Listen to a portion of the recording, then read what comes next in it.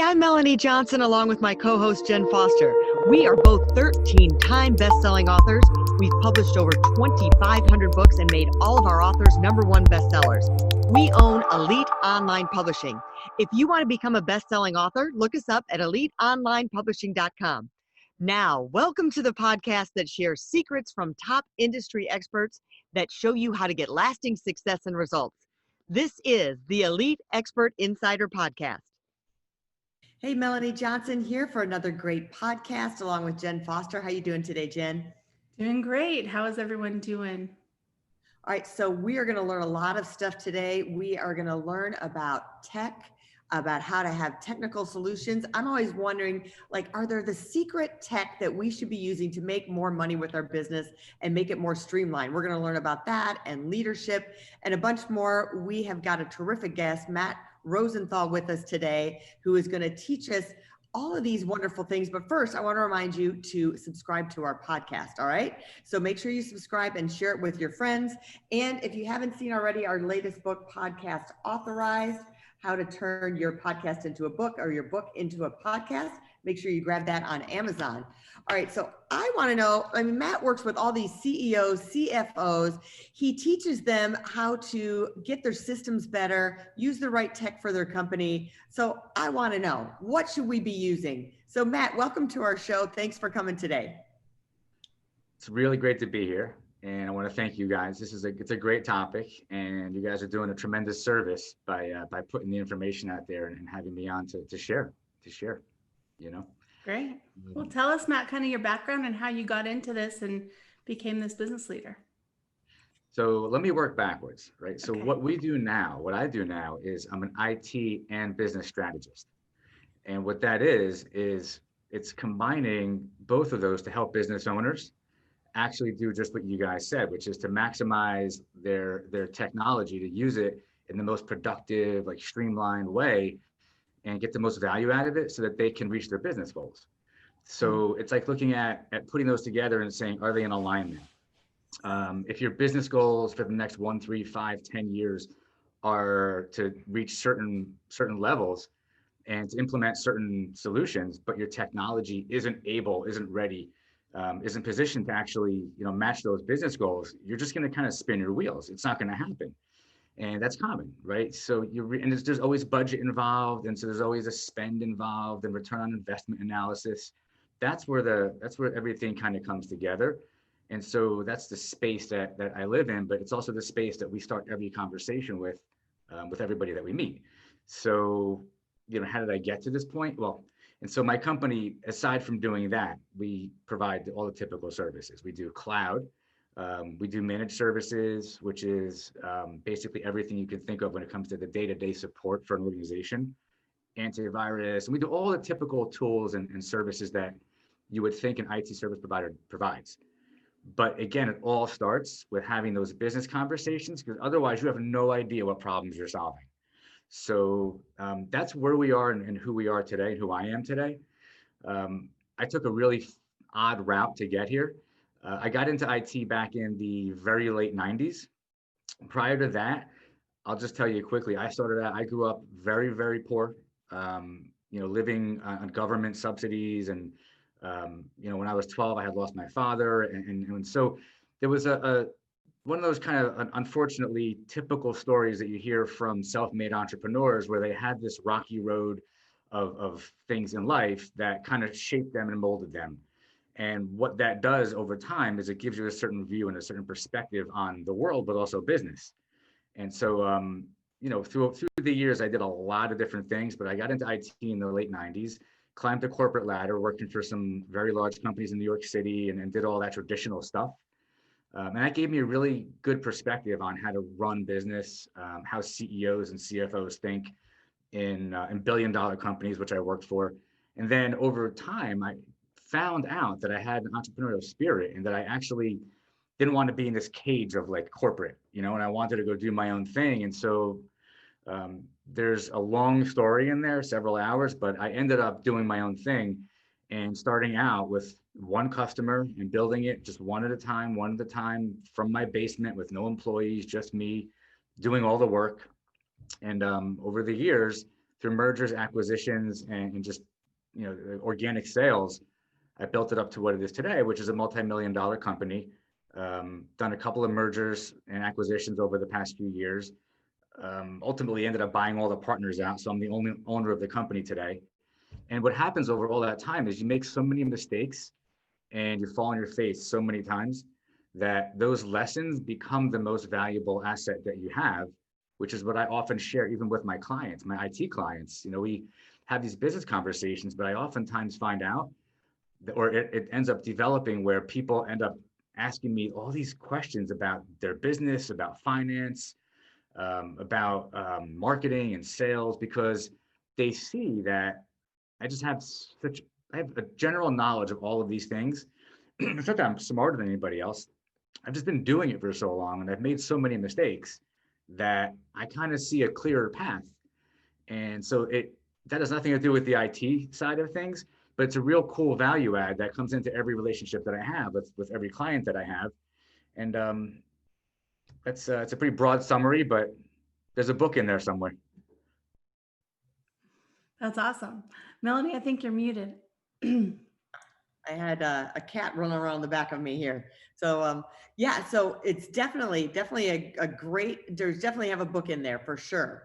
So what I want to say with all this stuff with COVID going on, there's been a lot of businesses, I want to say, got caught with their pants down, so to speak, that they didn't have their tech up. They weren't ready for this shift. So I think a lot of companies weren't embracing innovation, even restaurants. Oh, well, we don't have to worry about being online or having delivery for our food and connecting to DoorDash and Grubhub and all these places that now all of a sudden you were forced to be pushed into technology. Did you see a lot of that going on with COVID, that businesses were like, oh my gosh, we have to jump in? I did, unfortunately, and I can speak for the group of the sampling, which is my client base, which is several hundred companies. There's, I don't know, 80% of those people. And I think it is representative of the larger sampling of every business out there that's a small or medium business. Budget usually, and the thinking about spending on IT usually restricts people from doing what they probably should do. And what people should have done is been more prepared. You couldn't have seen this coming, but working remotely, working from home, working from wherever you might be, it's always been something we all do, but it's something that it's like an afterthought. And our position was always like risk management, and here's what you should be doing. And so we saw so many people, the other 20% or so, that weren't ready and that had to scramble. And I can tell you, I don't know, a couple of law firms that we have as clients and most law firms are very cost conscious because partners want to make their money. But at the end of the day, if you can't bill, if you can't work because there's an outage, you can't make money. So we saw several law firms who all of a sudden had to go to a work from home and they just weren't ready. They were using things like Log Me In and Go to My PC, like things that work, but they're not meant to support the type of work from home that people are doing. And I know it happened to certainly restaurants. Well, restaurants are different. They shut down. But professional services businesses, we saw so many people not prepared, scrambling at the last minute. Some of them calling us, but I'm sure every IT company out there was very busy April, May, and June.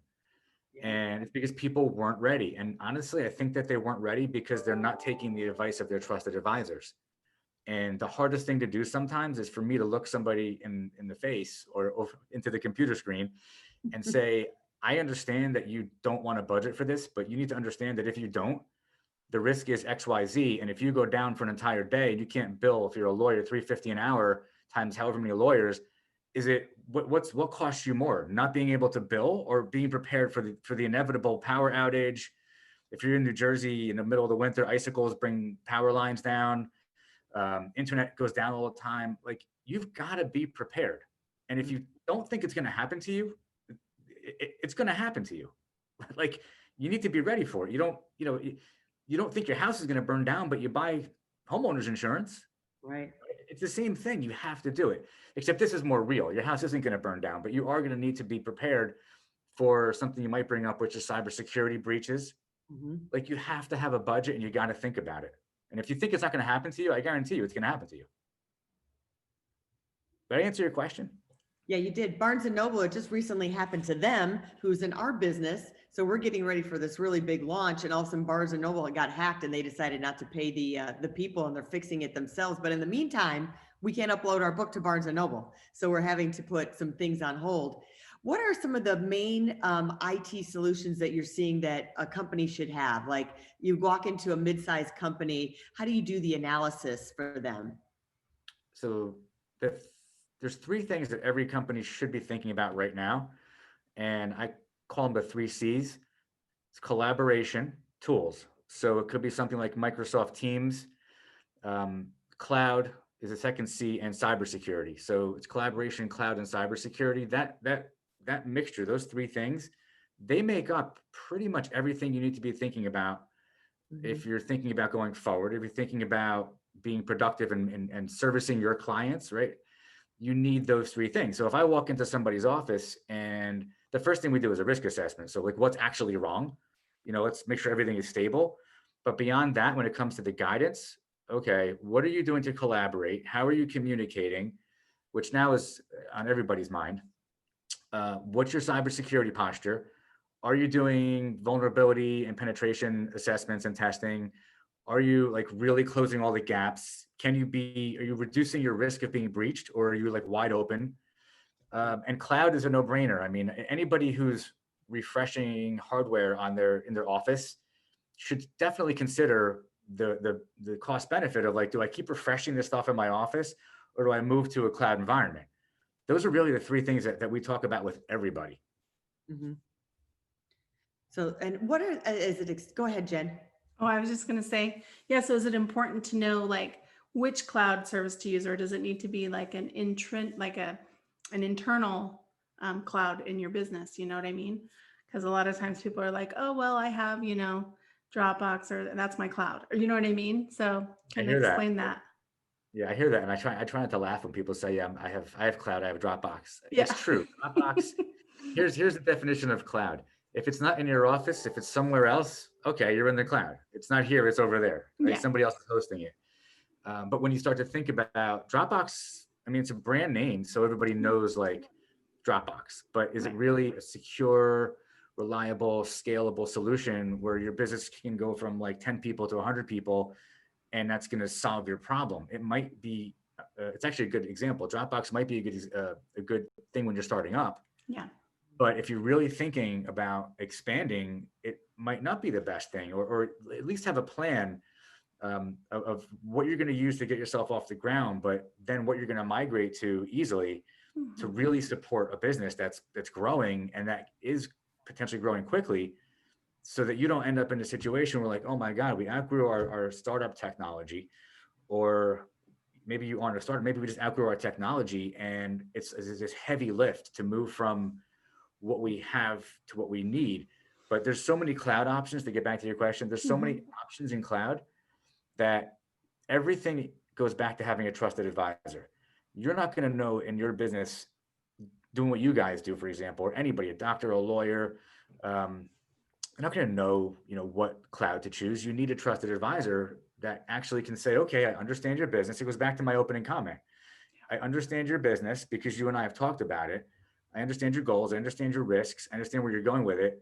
This is the cloud solution, or maybe these two or three are the ones that we should be considering. And here's the costs, here's the pros and cons. And then you make like an educated decision.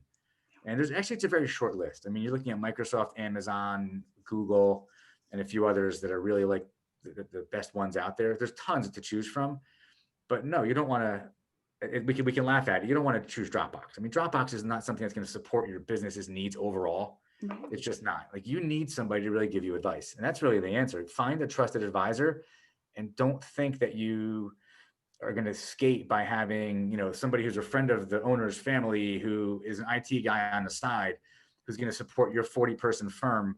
It's not possible. Like, you have to get a trusted advisor, and you need to make that investment. Otherwise, you're going to be paying for it down the road in a lot more expensive ways when you get breached, or when it doesn't work. Yeah. So you say you go in and you look at fixing businesses' processes along the way. What are some of the process? Talk about that a little bit. Okay, cool. I'll give you an example. So I have a client of mine that's in the construction business. They do some like very specialized, unusual construction. and they know me from a long time ago, and they reached out to me and they said, hey, can you help us? We're having problems in our business. And so I said, what kind of problems? So they began talking about problems with billing, problems with HR. And so they went down the list. I'm like, wow, it's like every single like silo in your business is like, seems like you're struggling. So I went into their company, took me 3 months, and I interviewed everybody in the company, mostly the high level people, and I reverse engineered by documenting the existing processes. So I would say to finance, okay, tell me every single thing that you do in finance. How does finance run? How do you invoice? How do you collect?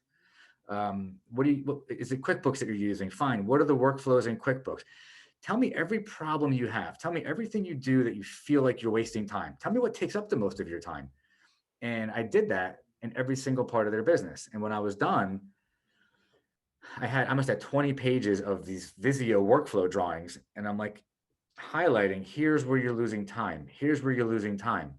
And when it was all said and done, I said, look, this is really two things. There's people problems. You have the wrong people in the wrong positions. You have to define roles better.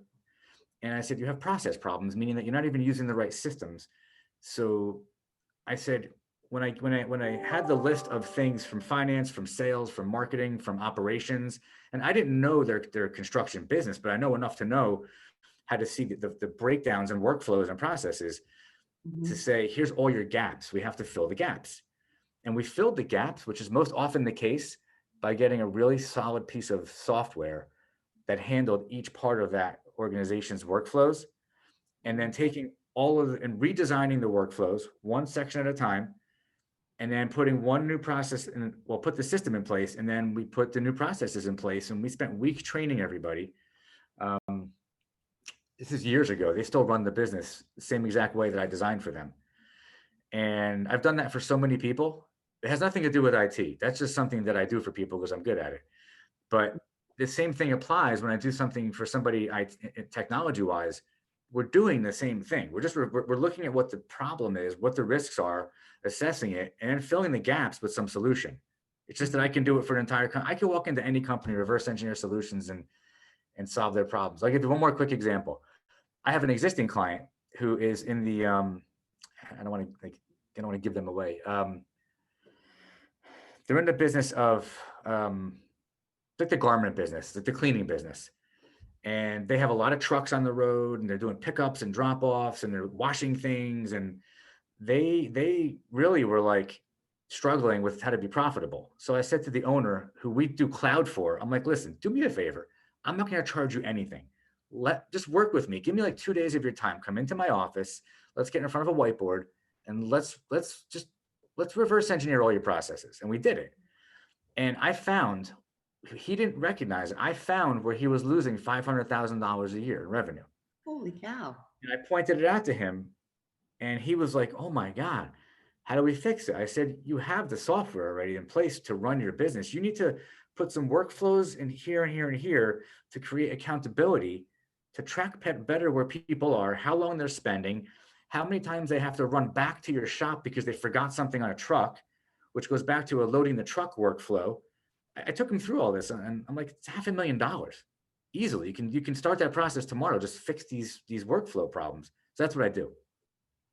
I love that, because it's really just like that little tweak, right? That millimeter of change in the workflow or in the system, and then $500,000 change, right? I mean, that's awesome. I don't know if he did it actually, but I gave him all the information. Yeah. It's like there's like this. I heard somebody say once. I'm not sure who it was. I think it was Ed Milet, is a guy that I follow. Yeah, I like him too. You get on a plane and you're destined for you leave California, LA, and you're going to New York, and you just make a 1 degree shift. You end up, I don't know, in the Bahamas or something. Yeah. And it's amazing how powerful a small change in your mindset is. It has this domino effect. It impacts everything in your life. And looking at business processes is the same thing. You can just make 1 or 2 seemingly insignificant changes, but they actually have this like huge effect on everything that they touch. So like one of the things that I think is one of the most powerful abilities of an effective leader is the ability to see what other people around you don't see and can't see. It's just the same thing. It's like people have these blind spots, and the wider you can or the more you can see through experience and emotional intelligence and just wisdom, which is a combination of all that, the better leader you are. Because I can tell you in my own company, I see things every day that people don't see in finance, in the day-to-day operations, in things as simple as scheduling somebody to go on site. I ask questions that like nobody else thought of. I'm not smart in that. I'm not like any smarter than anybody else. I have an ability to see things that other people don't see. And I see the same thing in other business owners that I know that are very successful. And it's the ability to sit in a room and almost know what other people are thinking, and to read that room, and to know when to change the subject, to know when somebody's getting bored, to know when you've lost somebody's attention because they're sitting there going like this. And it's like, okay, I better change the subject quick. Like it's all unspoken. And it all ties back into identifying processes and workflows. It's all the same thing. It all connects. You have to be able to see it. And for as many people that I know that can see it, it's because I deal with a lot of entrepreneurs, and I'm friendly with a lot of business owners. 95% of the people that I know actually don't have the ability to do that. And they could never be successful business owners because they can't see it. They can't see it. Yeah. Would you say that's the one thing that helps someone become an effective business leader, is just kind of what you just described? It's one of the things. Another thing is that you need to be humble enough to realize that you need mentors, and that no matter how old you are or what stage you're at, you must have mentors, and you must listen to them, and you must go out of your way to speak to them, and you must go out of your way to contact them and bounce things off of them, and you must not let your ego get in your way, or you will crash and burn. Which I see that a lot. I have friends who have very big egos who do well, who have multi-million-dollar companies that will never grow any bigger than they are today because of the owner's ego. And it's a weakness, but it's, if you don't see that, but it's a strength. If you really can surround yourself with people that are smarter than you and really listen to them, you still have the final say if it's your company, but you have to listen to people around you, and you've got to take their advice. I would say that, and don't fear making mistakes. I make decisions all the time. So I would say, make a decision. Don't be afraid to make a decision. Even if it's the wrong decision, you've got to make a decision. You can't get stuck in analysis paralysis, because that's the worst thing that would happen. I've made so many decisions that have been the wrong decisions, and then you weigh like the potential impact of a bad decision. So, I'm not going to like make a decision that's going to put me out of business, but I might make a decision that could potentially lose me a customer, or could gain me 10 customers, or make a decision that technically could impact our cloud in a negative way, or it can impact it in a positive. I mean, I can make up 1,000 scenarios, but you can't be afraid to make a decision. I made a decision one time to buy a business, and it was before I was in IT full time. And I invested $100,000 in the business, thought I could run it. This is one of my best mistakes ever. Within 6 months, I walked away from the business, left $100,000 behind, and I called up one of my mentors, and I told him the story, and he told me his story. He did something similar once, and he said to me, "Matt, it cost you $100,000 to get the best education you're ever going to get. How much did you learn from that 6-month experience?" I said, "It's priceless what I learned," and it's true. I mean, it's not easy to lose $100,000, but I made it back 10 times over, from what I learned and going into other businesses and not making those mistakes again. So you can't be afraid to do that. You're going to lose. You can't always win, but in the end, you have to make decisions. So there's big decisions and there's small decisions, but you got to make them, and you can't be afraid. You can be afraid, but you can't let the fear stop you. Right. And that's one thing that I've noticed that is common among many of my successful entrepreneur friends, that they take risks, calculated risks, and those risks ultimately, more often than not, do pay off. They do. The mergers I did, the acquisitions I did, I didn't know that the relationships weren't going to work out, and I'd end up having to buy out the partners. It was a risk. Everybody I know said, "Don't do it.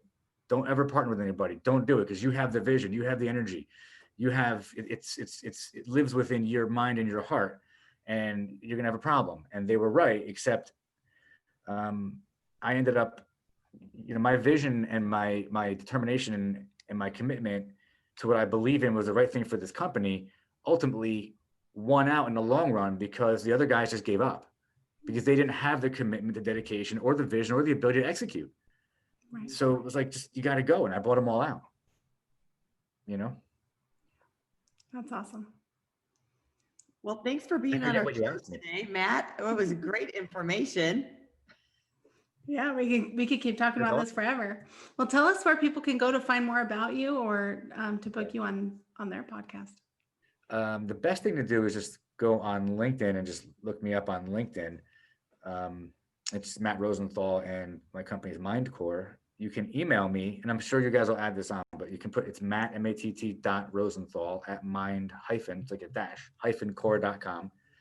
And our website is www.mind-core.com. But the best thing to do is to send me a message on LinkedIn. And I mean, I'm happy to give you anybody like just advice and just talk and just give you ideas. And if it can help, the most important thing is being able to be of service and to help people that need help. So if there's something I can give you some advice on, I'd be glad to give you advice. Yeah, I think it all comes back to you. It's good karma. When you help people out, it always comes back to you tenfold. Absolutely. And if anybody has any IT services they need, obviously give me a call. Yes. Well, thanks for coming today. Remember to subscribe to our podcast, and we always have a great show for you. We just had a show with Jay Wong about podcasting and how to get to the top 100 on iTunes. So check that out as well. Remember to subscribe. And if you're looking to become a #1 best-selling author and turn your content into a book, we would love to help you here at Elite Online Publishing. We'll see you next time.